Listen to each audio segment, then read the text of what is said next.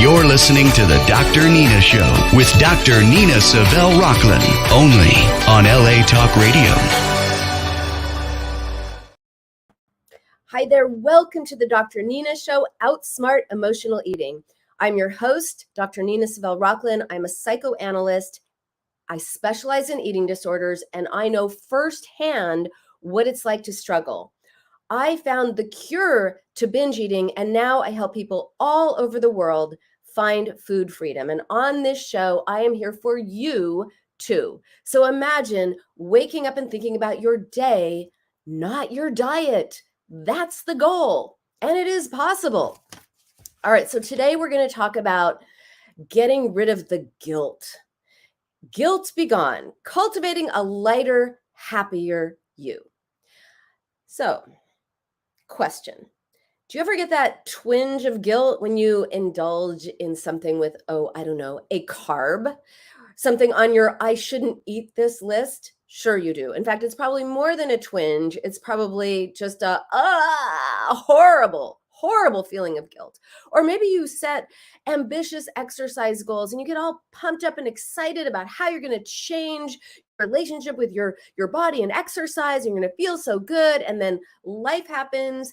You fall off the let me try to say that again. You fall off the workout wagon. That is not easy to say. And that constant cycle of setting intentions and not sticking to them, that just makes you feel super guilty. So guilt can be about something that you did or something you didn't do. You feel guilty when you think you've done something wrong, like eating cake, or when you choose not to take action, like not getting on that Peloton or not going to the gym. And often food or guilt over food can distract us from deeper conflicts or emotions. And guilt also affects our emotional and physical health. It influences our self-esteem, our relationships, and our general happiness. And in our relationship with food, it's really important to examine what's weighing on us instead of focusing on what we weigh. When we lighten that burden of guilt, we free ourselves in so many ways. So let me tell you about Joan.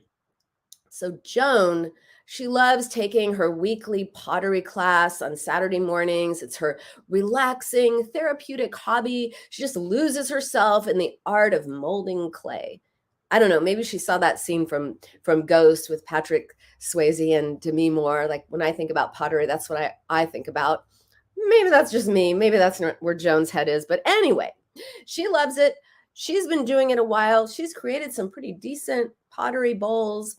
But every time she finishes a class, she feels guilty.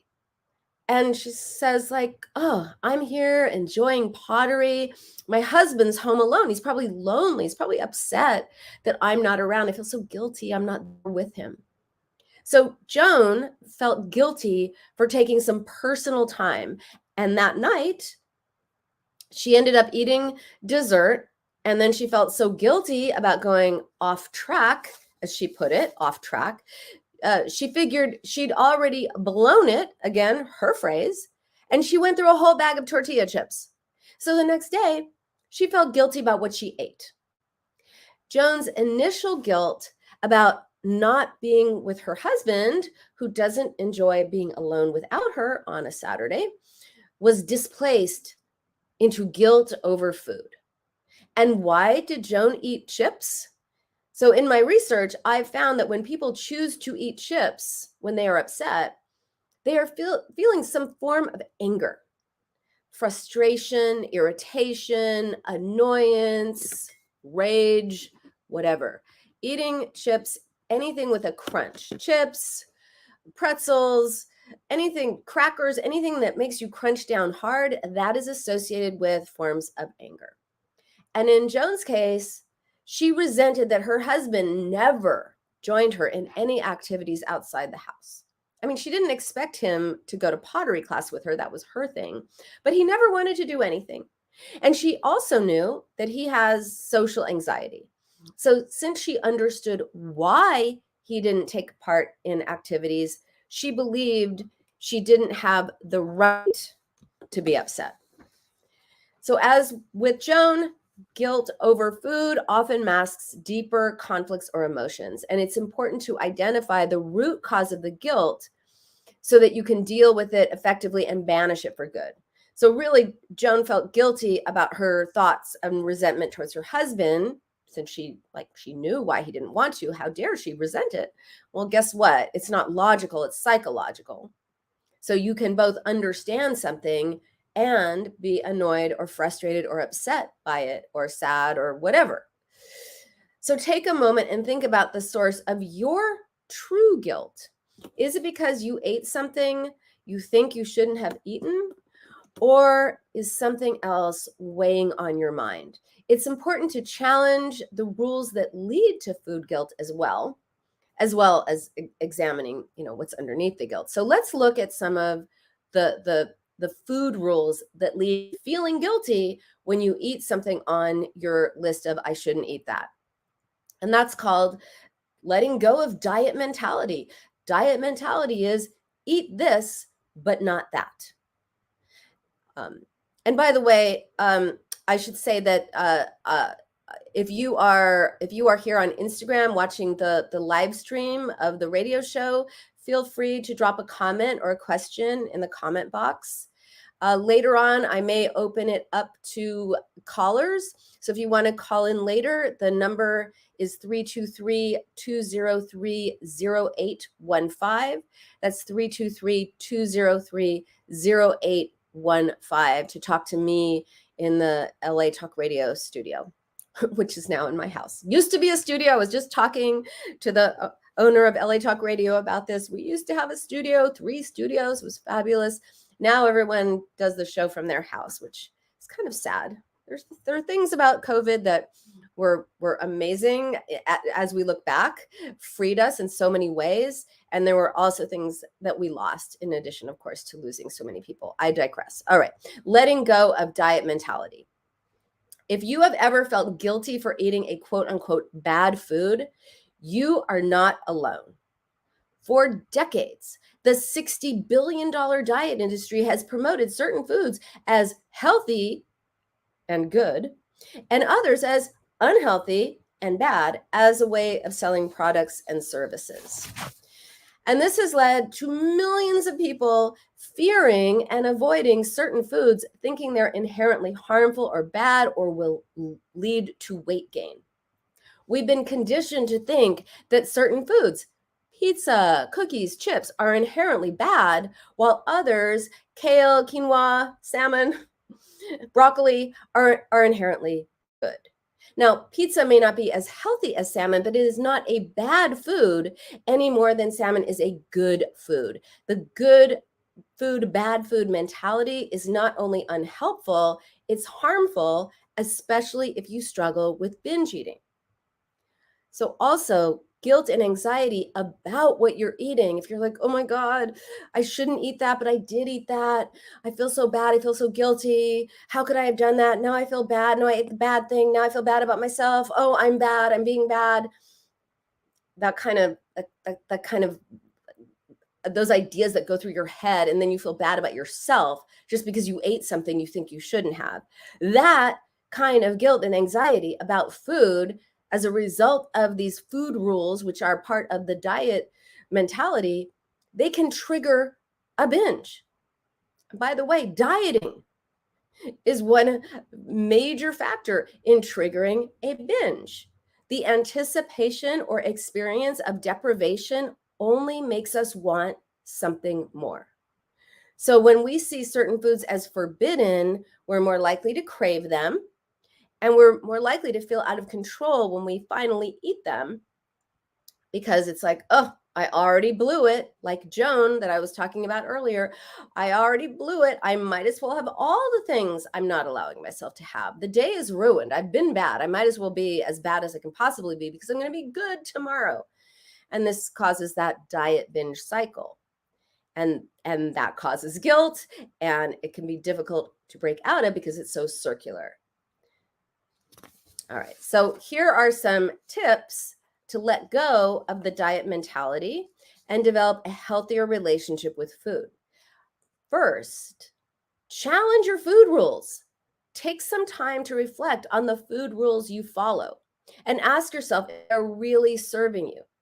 Are they helping you feel nourished and satisfied and nurtured, or are they causing guilt and anxiety? Then practice self-compassion. Instead of beating yourself up for eating a quote unquote bad food, remind yourself that it is okay to enjoy all foods in moderation. And by the way, I'm right now just talking about the good food, bad food diet mentality and how to break out of it. This is different from how to deal with binge eating, which is something more than just the diet mentality.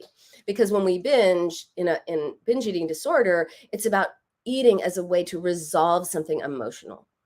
But the diet mentality contributes to binging because of the all or nothing mentality and then the guilt as a result of that. And also focus on balance, focus on variety, rather than trying to cut out entire food groups or avoid certain foods. Create balance. Allow yourself to have a variety of food that you enjoy. And some may be healthier than others, but that is okay. When we have permission to eat what we want, we invariably eat less when we really give ourselves permission. And I want to tell you about someone who really exemplifies this. When she came to me and she said, hey, Dr. Nina, you got to help me. She told me that every day she would leave work and she would vow that she would not go to whatever fast food place it was. I think it was In-N-Out. She'd say, every day I tell myself I am not going to go get that vanilla milkshake. And every day, what did she do? She went and she got a vanilla milkshake. And so she came to me just desperately saying, I can't stop eating vanilla milkshakes. Please help me stop eating these vanilla milkshakes. And I said, okay, but you got to do exactly what I tell you. All right. She's like, I'll do anything you tell me, I will do it. I said, all right, here's what you need to do. Every day after work, I want you to go to In-N-Out and I want you to order a vanilla milkshake. And she looked at me as if I had, I don't know, perhaps been smoking crack or grown a second head or something. Like, what? She said, no, what? I don't want to have milkshakes. I said, please, you just, there's method to my madness. Give it a try. Every day you're going to go get that vanilla milkshake. She said, okay. Day four, she calls me. Dr. Nina, I'm really sick of vanilla milkshakes. Do I really have to keep having them for the rest of the week until I see you? So what happened? When she told herself every day she couldn't have a milkshake, she was experiencing the anticipation of deprivation, and we want what we cannot have. And so she would give in and have it and then feel guilty and all the rest.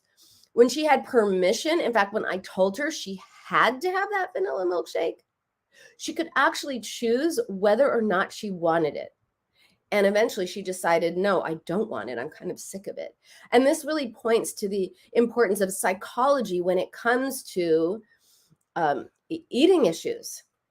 When we tell ourselves we can't have something, we want it. When we have an all or nothing mentality that says, I was good if I ate this and bad if I ate that, then if you've been bad, you're going to be really bad. You're going to have all the things on your bad food. And it's this all or nothing mentality that is really destructive.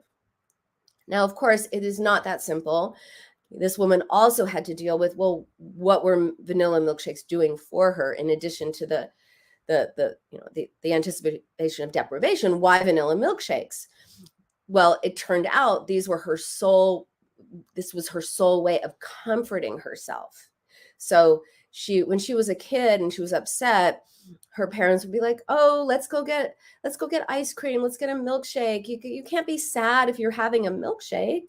So she associated milkshakes and ice cream with comfort and soothing and all of those things. And they had taken the place of her ability to self-soothe. So it's important to also look at, well, what is this food doing for you in addition to it being, the forbidden fruit? What is it doing for you? And she had to also learn new ways of coping, new ways of comforting herself, new strategies of being with herself so that she could rely on comfort words instead of comfort in the form of milkshakes. Which brings me to the next topic, which is looking at what's eating at you. We only focus on what we're eating. We fail to see the whole picture. If she had only focused on the vanilla milkshakes, which she was, you fail to see, well, what's really going on, which is, oh, no strategy for comfort. And her job was really intense and tough. And, every day she would be, at the end of the day, just so stressed out. And she didn't have a way to de-stress and comfort herself and relax. So she used milkshakes. Okay, so as with vanilla milkshake woman, and as with Joan, who I was talking about earlier, there may be other reasons you're feeling guilty that are getting displaced onto food. If you weren't stressed out about food, what would be on your feel guilty about list? So understanding the different kinds of guilt, because there are different kinds of guilt, that can really help you identify what's going on with you, what's eating at you, what's weighing on you. So the first kind of guilt is called depletion guilt. And that involves a sense that if you do something for yourself or you meet your own needs, you're taking something away from other people. You are depleting them in some way. So in Joan's case, by going to her pottery class, she felt like she was abandoning her husband. Some other examples of depletion guilt can be, if I leave my partner, they'll be miserable. I can't do that to them. I'll just stay in this relationship and suffer because I feel too guilty in making someone else feel bad.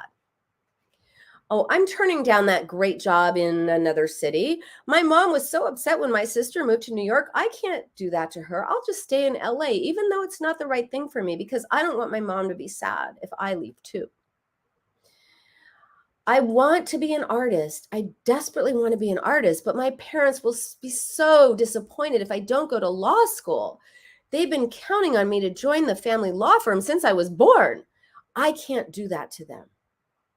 These are all examples of thinking that leads to depletion guilt. Like you feel guilty about how your choices will impact other people, which it's very good to have empathy and think about other people, but not at the expense of your own life and your own well-being.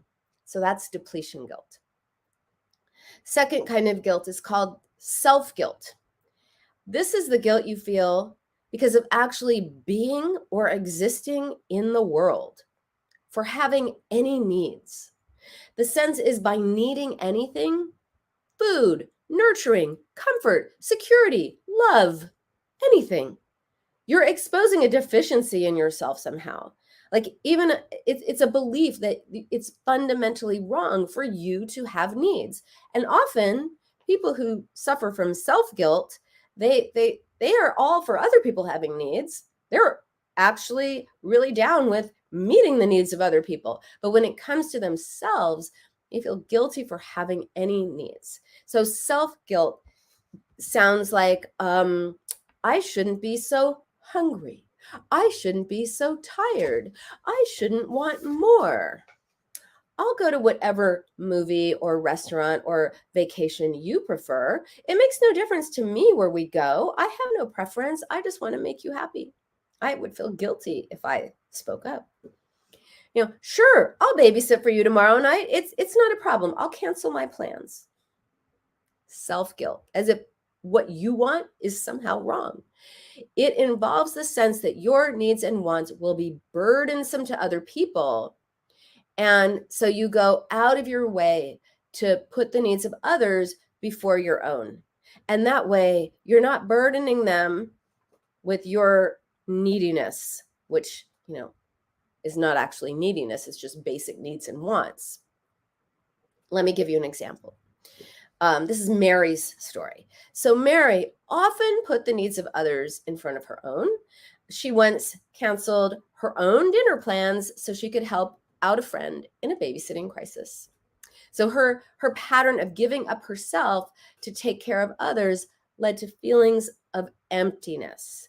She felt sad and lonely and upset that she was always sacrificing for others. And her relationships were not reciprocal. She gave and gave and gave, and others took and took and took. Mary took care of other people, and then food took care of her.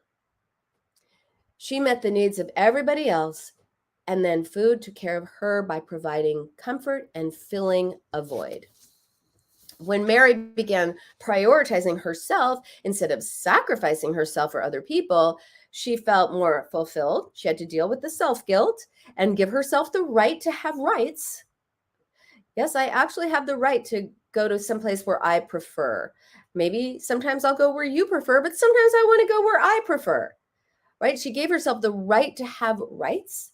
She felt more fulfilled. She felt better, and she stopped binging for comfort and to fill that symbolic void. Even though she wasn't aware she was binging to fill a void, she just thought she was a food addict. No, she just felt empty inside, and she was like stuffing down her feelings and also filling the emptiness symbolically.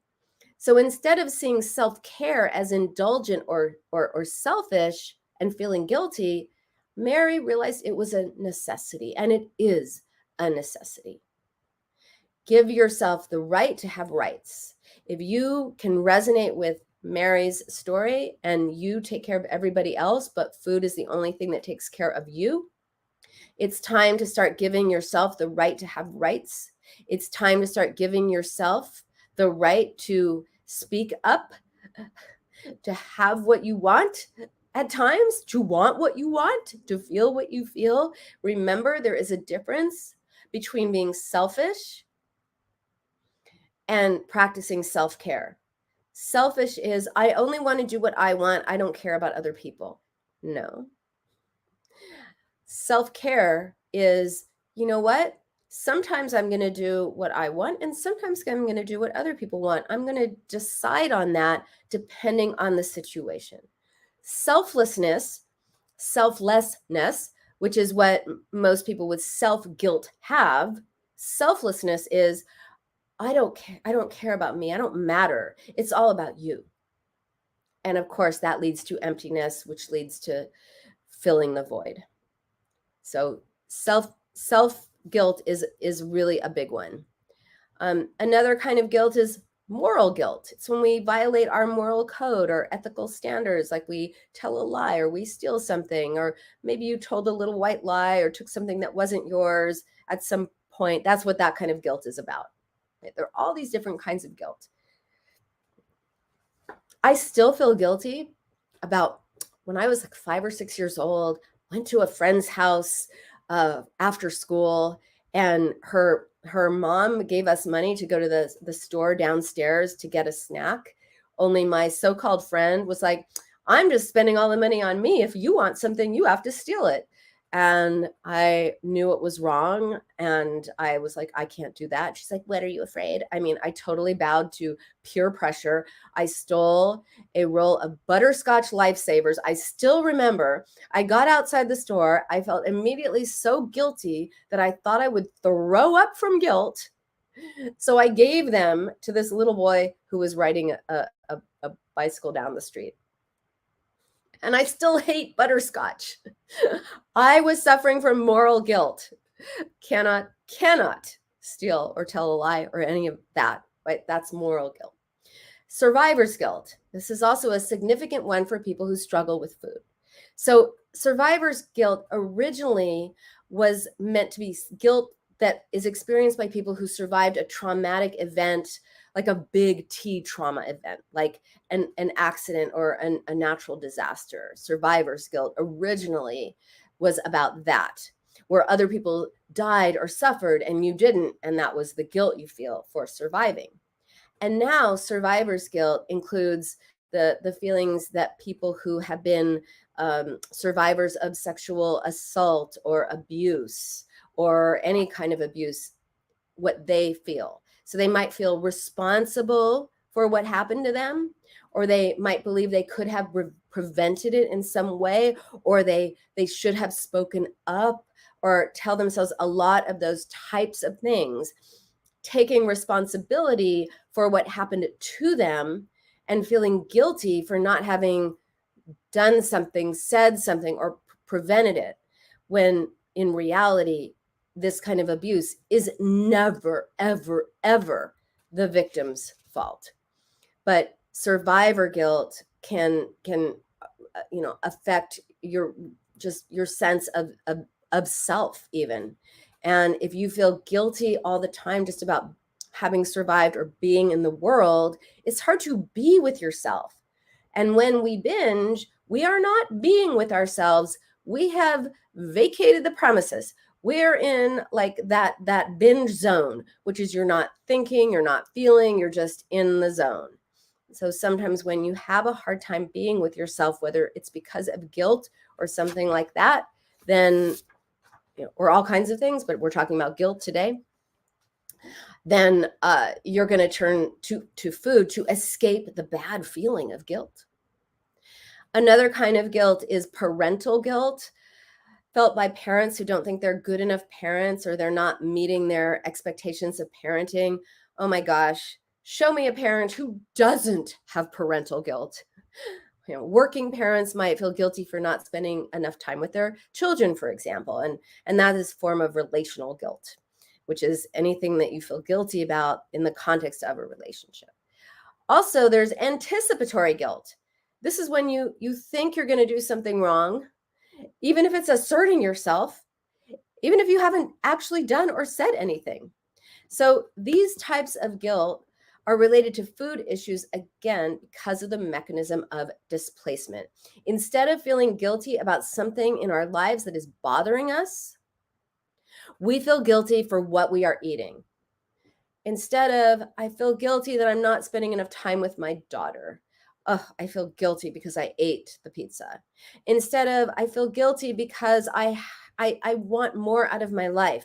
No, I feel guilty because I ate the ice cream, and etc. So it's displacing the real source of guilt onto food.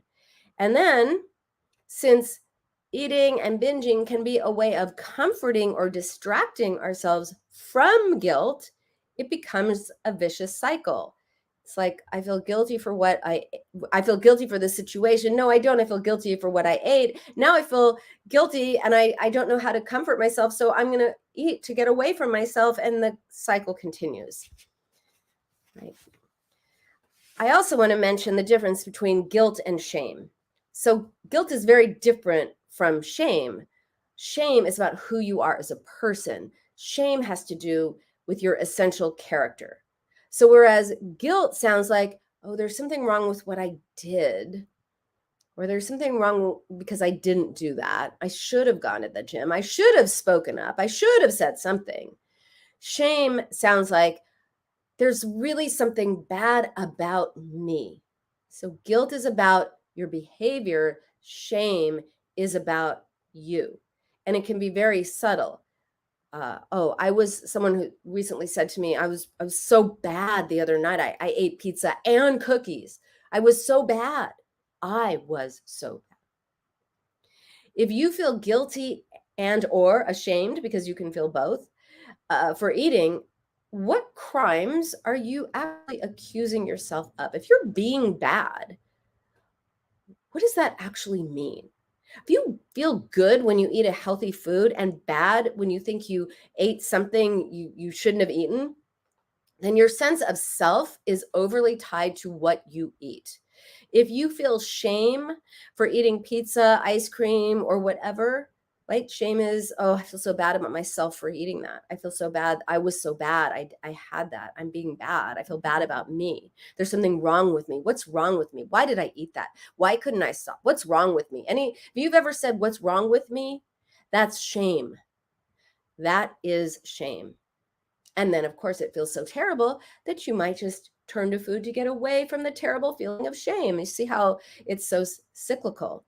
So if you feel that shame, if you find yourself eating a pizza, ice cream, whatever, and you're like, oh, I feel so bad about myself, ask yourself instead of focusing on what you ate, ask yourself a different question.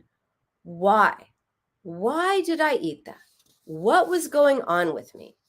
And by the way, there is nothing inherently wrong with eating junky foods sometimes. If you eat something decadent every so often and you enjoy it, that is great. My one food rule, I have one food rule, and it has to be yummy. That's it. It has to be yummy.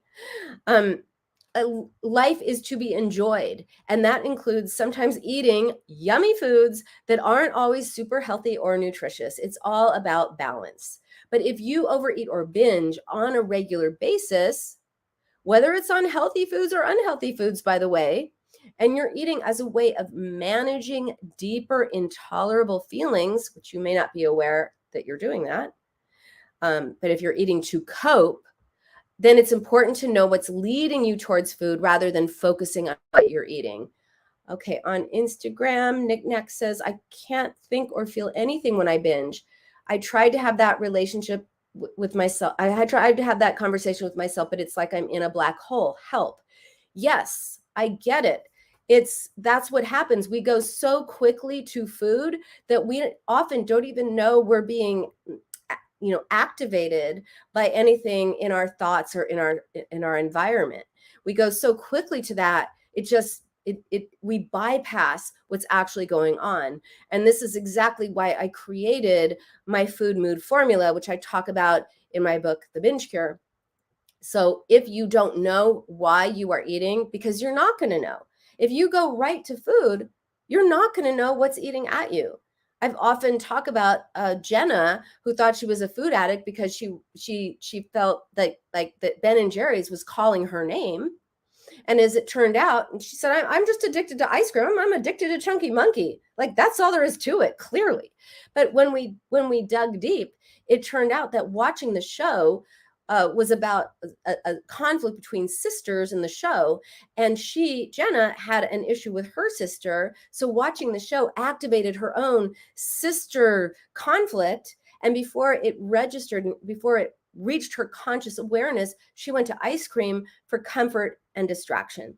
The real problem was the issue with dealing with her relationship with her sister, and food was a solution to the problem. And binging does put you in the numb zone. That's exactly the point. You get away from what is eating at you when you're in the process of binging. And then afterwards, of course, you feel all the self-recrimination and all the things. So really briefly, food mood formula, I already spoke earlier about that crunchy foods are associated with forms of anger. Anything that makes us bite down hard, whether it is chips, pretzels, crackers, anything with a crunch, it's associated with forms of anger, frustration, irritation, annoyance, rage, some form of anger. If you choose smooth and creamy foods, that's associated with a need for comfort. So it's really important to find new ways of comforting yourself that don't involve eating. And eating filling foods is associated with filling a void, which I was kind of alluding to a little bit ago. When we think we're bored, or we think we may actually be lonely, or we might have an emptiness within. So if filling foods like pizza, pasta, cake, muffins, anything that kind of takes up space within, if that is your go-to, then you want to look at, well, what are the holes in your life to fill them? So I hope that helps. But that's exactly why people binge, because you do go to the numb zone. One of my patients called it the dead zone. You're not with yourself anymore. You're not feeling anything. You're just numb. But of course, that ends, and then you're filled with self-hatred and guilt, right? So remember that binging is a solution to the problem. It is not the problem. Huge paradigm shift there. Most people think binging is the problem, and they associate it like, okay, well, how do I deal with the problem? Now, if Jenna and I had looked at her Ben and Jerry's calling her name and her so-called addiction to ice cream as the problem, and we're like, okay, next time ice cream calls your name, like journal about it, and take a walk, and take a bubble bath, or light a candle, or like whatever, we would not have gotten to the root. It never works. binging is the solution to the problem. The key is to discover what is the problem, which is out of our awareness. It's often hidden from us, but I'm here to help you get it out from the dark and into the light, because when you see what it is, then you can deal with it. All right. So remember that when you eat as a way of managing emotions, it is a temporary solution to the problem. It is not the problem. Now, how do we get rid of the guilt? So, hold on. I must take a sip of water. Okay. So we feel guilty about eating unhealthy food because these choices are associated with being bad, and eating healthy foods means we're being good. And thought of it in this way, what we eat is connected to our character. So when you take a step back and you look at that, it seems kind of ludicrous to think that your goodness or worthiness is tied to what you choose to eat in your mouth. And you logically know that's not what's happening, but our minds are listening to us. So when we tell ourselves we are being bad and we're mad at ourselves, we feel bad about ourselves. And we say things all the time that indicate we see eating as practically a criminal act, right? Oh, I was so bad last night, I ate all the brownies. Oh, I was so, I was hungry for fried chicken, but I've been so good today that I don't want to ruin it. I'm going to resist. Or I can't eat in front of my friends. They will think that I am disgusting because I shouldn't eat in front of people until I lose X amount of weight. Right? We're always kind of moralizing, feeling bad about ourselves based on our food choices or our weight.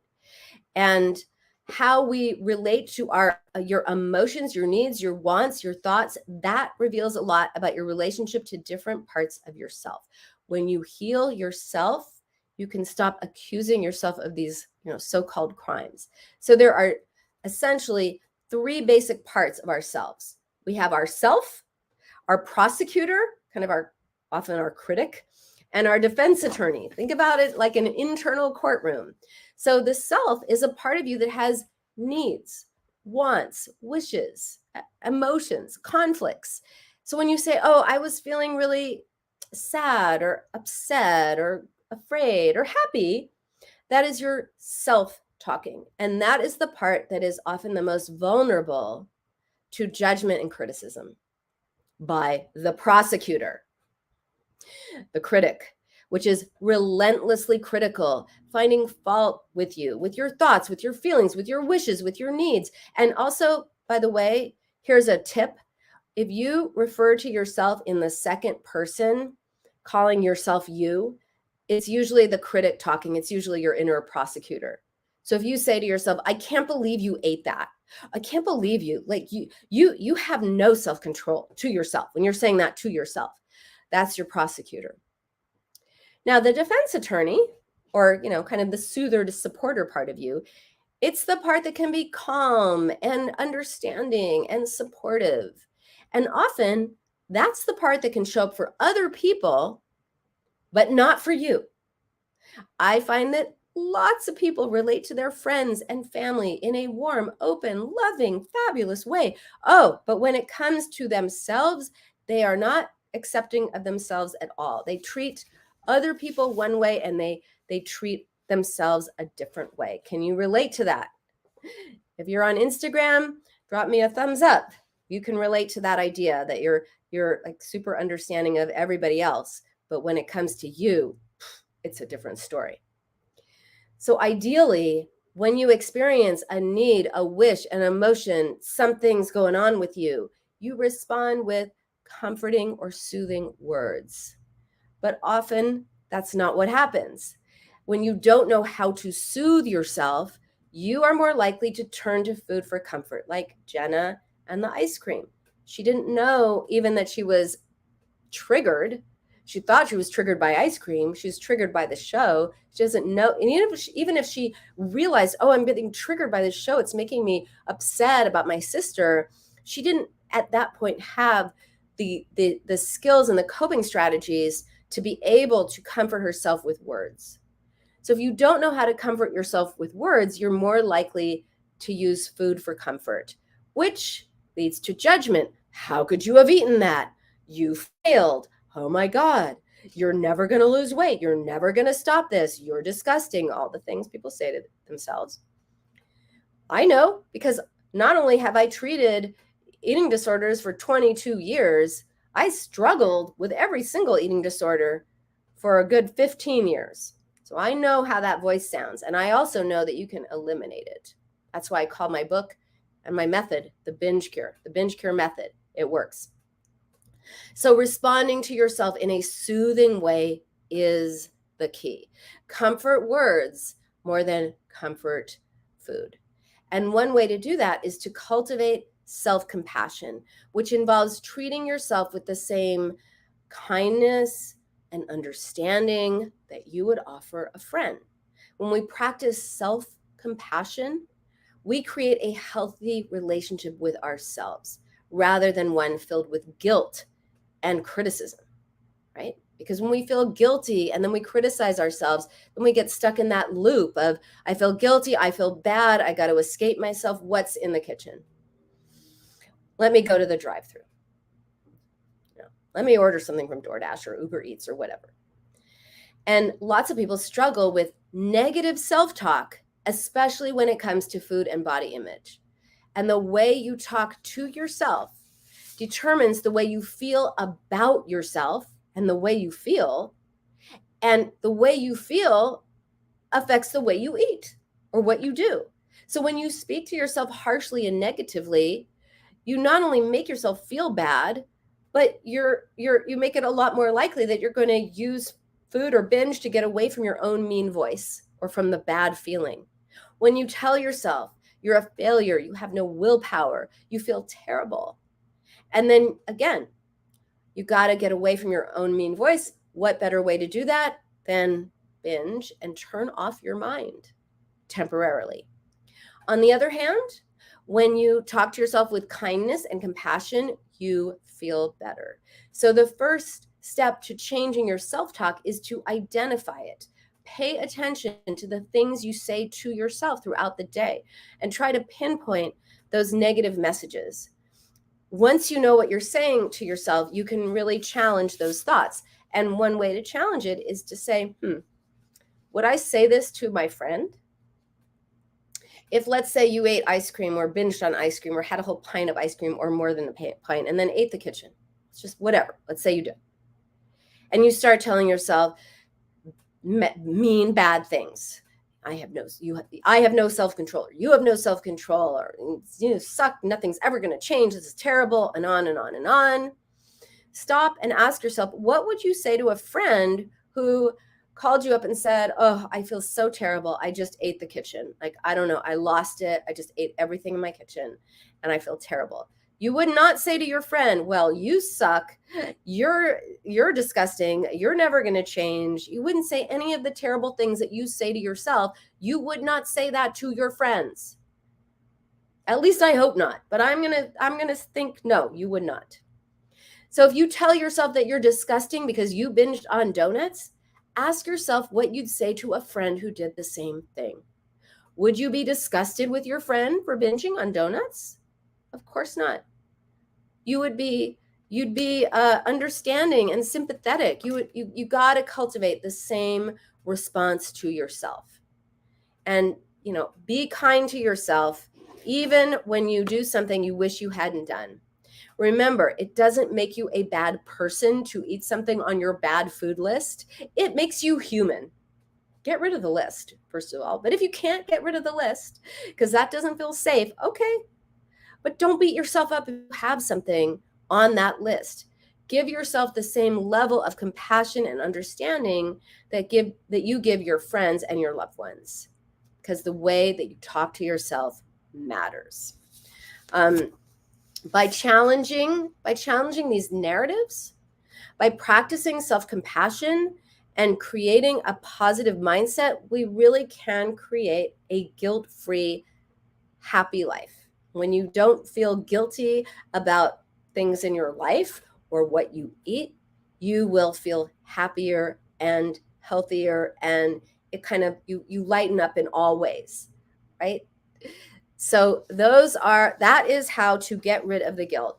And if anyone on Instagram, I only have about 5 more minutes left to the show in the show. If you have any comments or questions, feel free to drop them in the comment box now. I'm happy to answer them.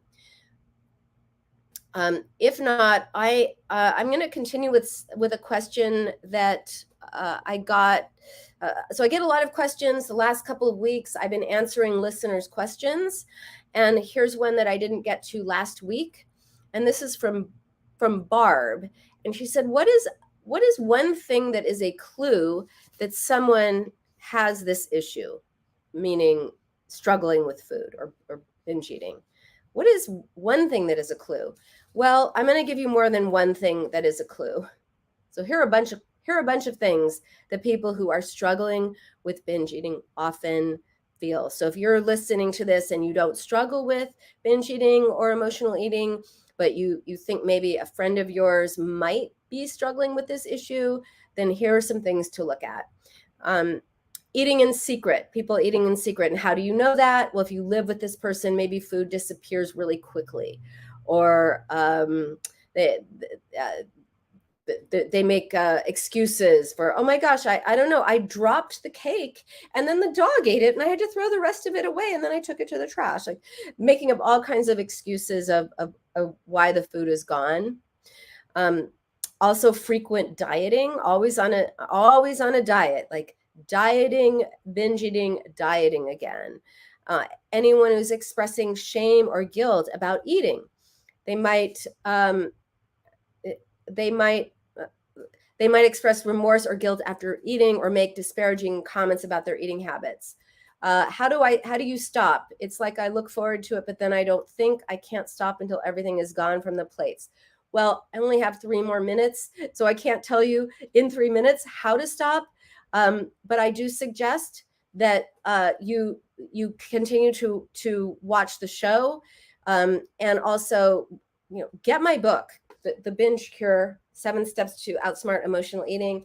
I will give you a 7-step solution of how to stop. And by the way, guys, for those of you who are longtime listeners, the Binge Cure Journal, How to Liberate Yourself from Emotional Eating, Take Control of Your Life, and Feel Good in Your Body, is coming out next week. I think it's next week. It's next week.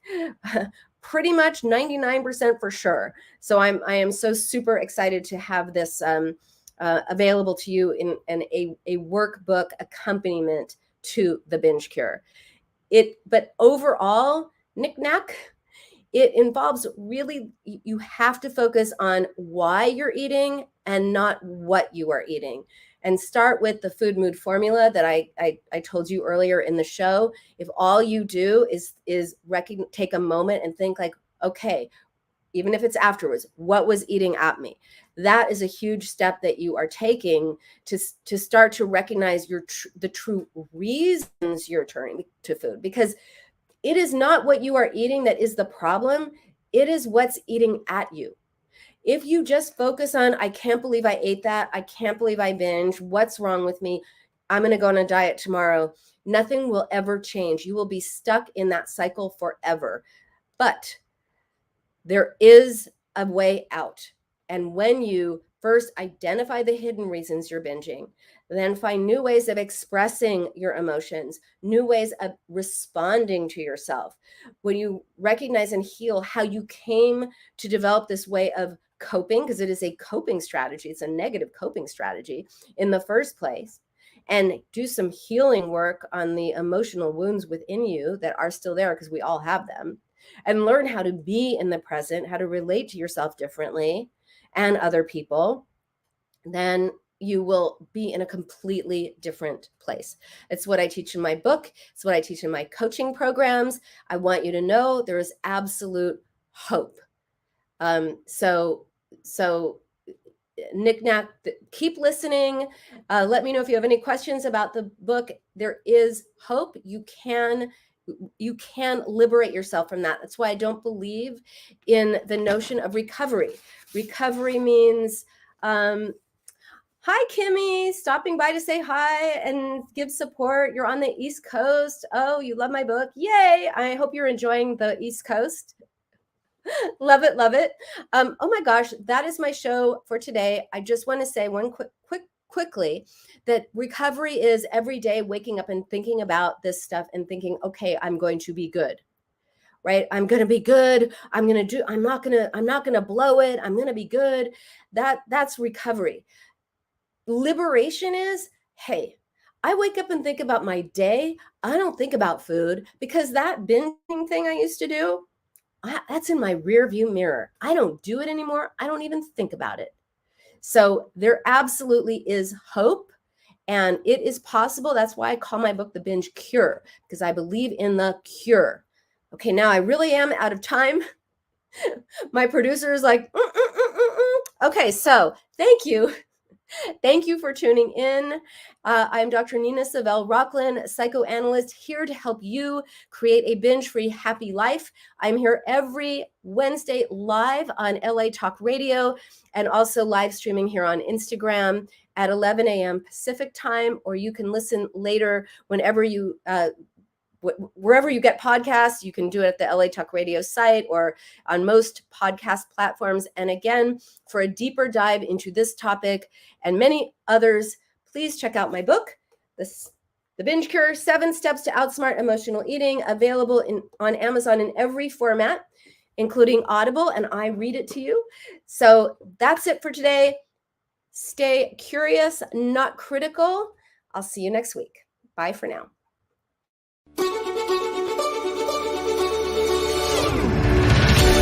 You're listening to the Dr. Nina Show with Dr. Nina Savell Rocklin, only on LA Talk Radio.